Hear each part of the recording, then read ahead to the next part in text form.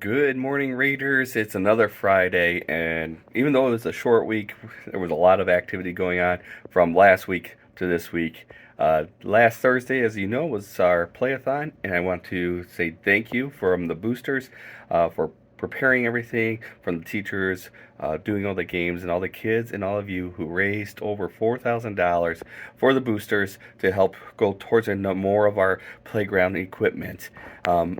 One thing you don't realize when you think about playground equipment is how expensive it can be. It can easily be 60 to 120, 180, $300,000 depending on what you're getting and everything. So thank you again for participating in our playathon. In a couple of weeks, we have our Lutheran School Week, and we have our Coin Wars, which we raise money. Kids will get to shave this again and get to pie me as well, or a chance to pie me. So that's always a fun time. I'm always looking forward to that activity. Last Thursday, Friday, I was at my principal's conference up in Frankenmuth. I wasn't feeling really well. I woke up Thursday really, really sick, but still made it up there to learn a little bit, to hear the speakers, get some vital information about the future of Lutheran education. And one of the main thing was to get another update about Concordia University Ann Arbor. If you're not in the know, Concordia University Ann Arbor is our sister college that we support here at St. Matthew. It's right on the Huron River. Uh, 10 years ago, Concordia University Ann Arbor merged with Concordia University Wisconsin and became one university, two campuses. In this past year, under new leadership, they're looking at things a little bit different than maybe the past leadership has, and they're a little bit worried about some financial issues, just like all of us. We're always looking at financial operations versus how much tuition we're getting taken in, the staffing we have, how we uh, provide the best possible with the money that we get in.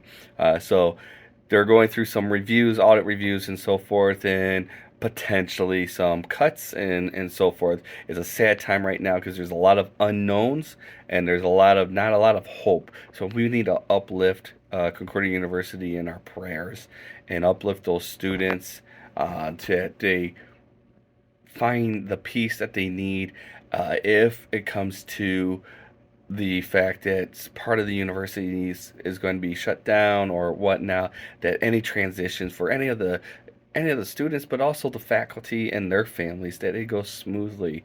They've been in my prayers a lot.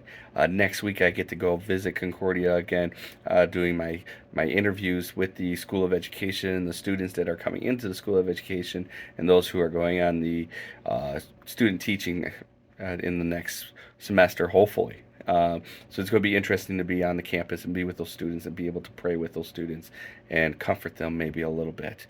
Other news here, our girls basketball team is in full swing of their season. They're doing great. Wrestling is starting up. You should have had a sheet come home if you're participating in wrestling. That's second grade through eighth grade.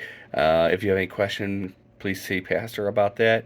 Some of you have been getting phone calls or emails or letters about attendance, tardies, where you're at on your financial bill. We're trying to wrap all that up and get everything in, especially for financial. Get anything that's left over, if you have anything left over for registration or technology that you just forgot about. We need that in ASAP. And then for tuition, if you are monthly payments don't match up to what they need to be by the end of the year, you're going to be getting some more phone calls and stuff, so we can figure out how to get that, because we need everything cleared up and in good standing so that we can re-enroll any students, or if you have an eighth grader to go on the class, seventh or eighth grader to go on the class trip, or to graduate, kindergarten to graduate, and so forth. So a lot of information is coming out, which brings to the next point. We still need to reschedule the old school meeting, which I think I got a date. I got to make sure that the church and so forth is free.